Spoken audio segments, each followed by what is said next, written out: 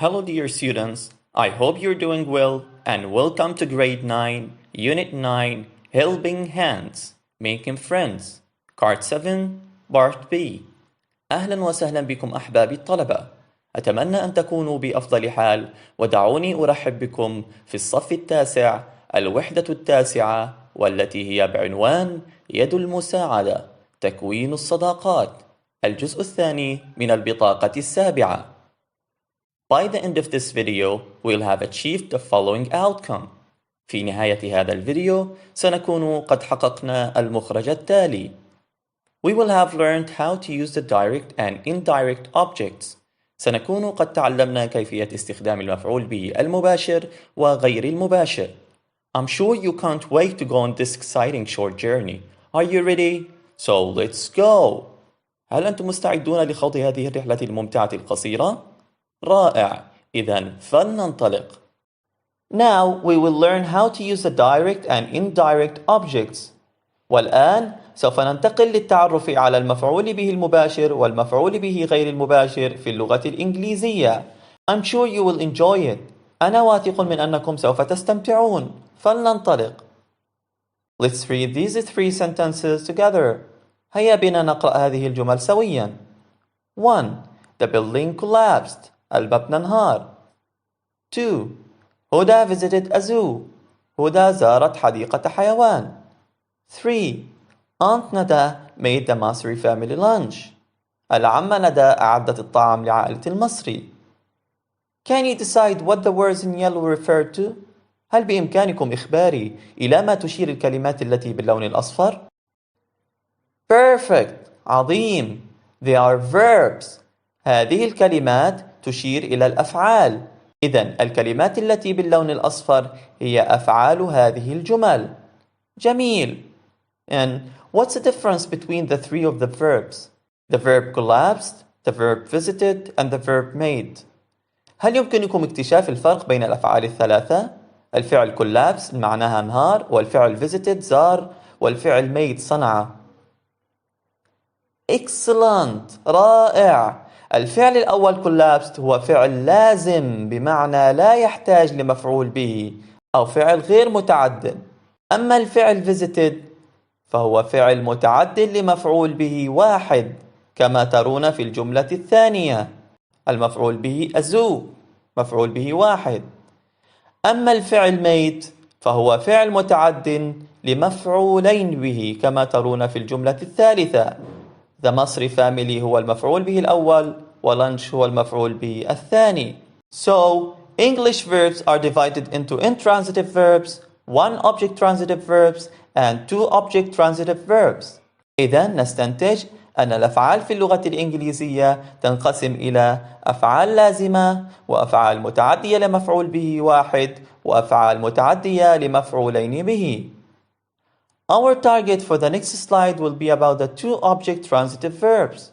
والآن سوف نناقش الأفعال المتعدية لمفعولين، المفعول به المباشر والمفعول به غير المباشر في الشريحة القادمة. The direct objects versus the indirect objects. المفعول به المباشر مقابل المفعول به غير المباشر. Let's read these two pairs of sentences together and decide on them. فلنقرأ هذين الزوجين من الجمل ونناقشهما. Aunt Nada made lunch for the Masri family.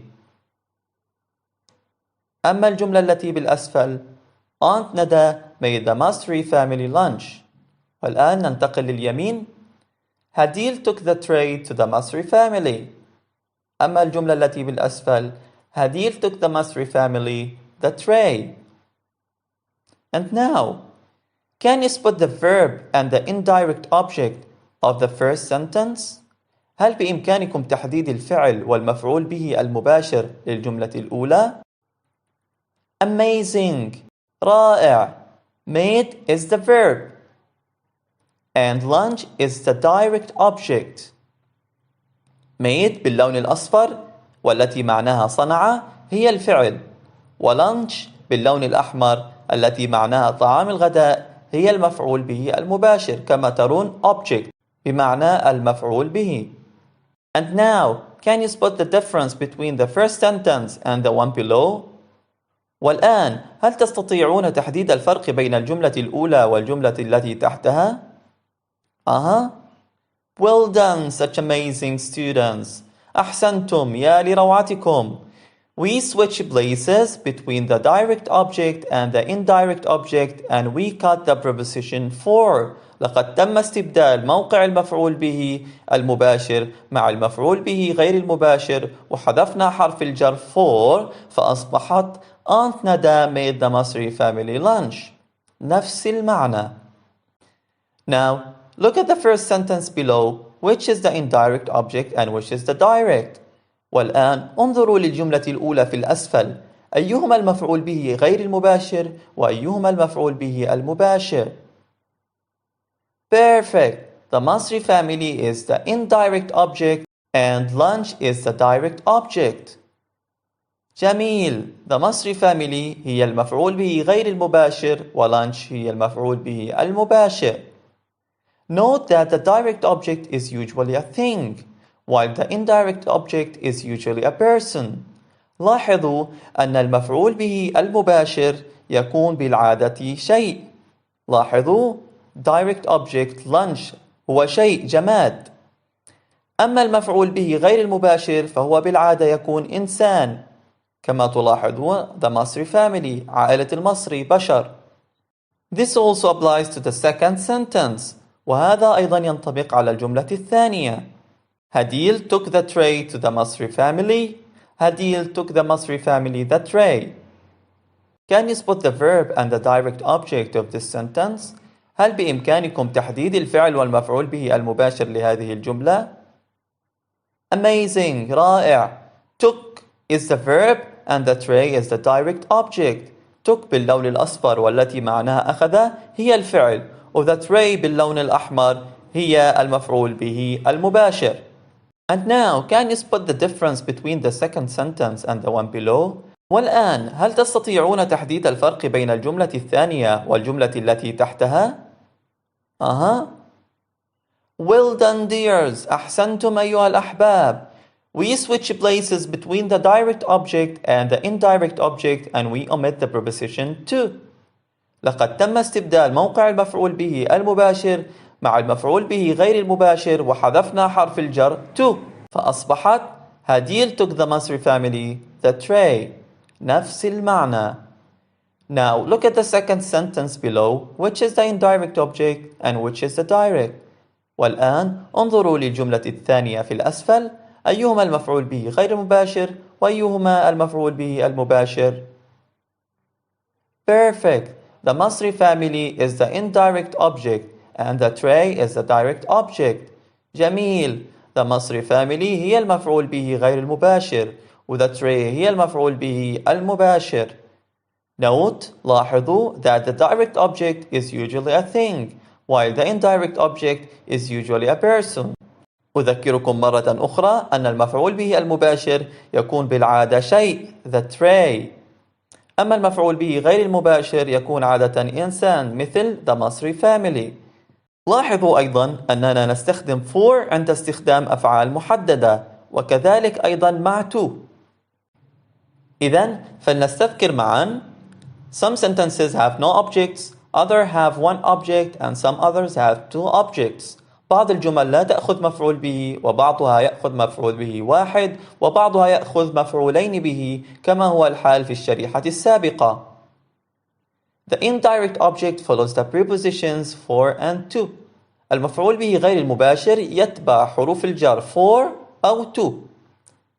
When the indirect object comes first, we cut the prepositions for and to. عندما يأتي المفعول به غير المباشر أولاً نحذف حرف الجر for أو to. The direct object is usually a thing while the indirect object is usually a person. المفعول به المباشر يكون عادة شيء أما المفعول به غير المباشر يكون بالعادة إنسان. Some verbs that come with for and indirect objects are. بعض الأفعال التي تأتي مع for ومفعول به غير مباشر هي book, buy, get, cook, keep, bring, make, save, and find. And some verbs that come with to and indirect objects are وبعض الأفعال التي تأتي مع to ومفعول به غير مباشر هي give, lend, offer, pass, take, read, sell, send, show, promise, tell, and post. After we have been introduced to the direct objects and indirect objects, let's check our understanding. بعدما انتهينا من التعرف على المفعول به المباشر والمفعول به غير المباشر، دعونا نتأكد من فهمنا للدرس. هل أنتم مستعدون؟ رائع. Do as shown in the brackets. افعل حسب المطلوب بين القوسين. Let's read together. هيا نقرأ سويا. 1. هديل pass the tray to سميرة. Cut to بمعنى احذف to. The correct answer is الإجابة الصحيحة هي فكروا معي. نعم. هديل باس سميرة the tray. What did we do? ماذا فعلنا لتصبح كذلك؟ We cut to and swap the direct and indirect objects. قمنا بحذف to وبدلنا مواقع المفعول به المباشر وغير المباشر. 2. I bought my mother some sweets. Use for. استخدم for. What do we notice here? ماذا نلاحظ هنا؟ Excellent. ممتاز. إنها عملية عكسية. في الجملة الأولى حذفنا حرف الجر، أما في هذه الجملة فنحن مطالبين بإضافة حرف جر ألا وهو for.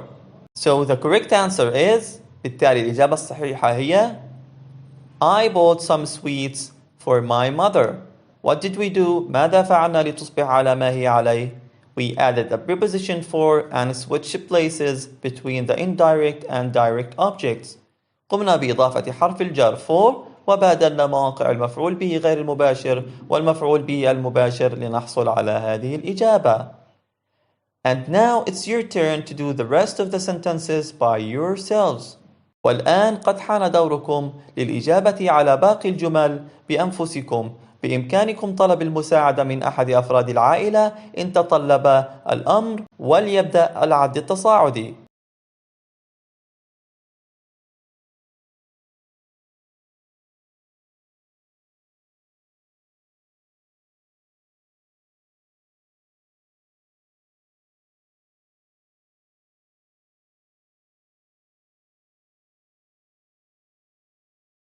You're amazing. Lucky me. يا لكم الرائعين. كم أنا محظوظ بكم. والآن أعزائي، ماذا تناولنا في هذا اليوم؟ We have learned how to use a direct object and indirect object in a sentence. تعلمنا كيفية استخدام المفعول به المباشر والمفعول به غير المباشر في الجملة. We have also answered questions on the subject and object pronouns. كما قمنا أيضا بالإجابة على بعض الأسئلة عن موضوع المفعول به المباشر والمفعول به غير المباشر. This is the end of our video. I wish you the best of luck. You did a great job today and you must be proud of yourselves. Thank you so much. See you in the next video and goodbye. في ختام يومنا هذا أتمنى لكم السلامة. لقد قمتم بعمل رائع اليوم ويجب أن تكونوا فخورين بأنفسكم. شكرا جزيلا لكم أيها الأحباب، وأراكم في البطاقة القادمة، وإلى اللقاء على خير.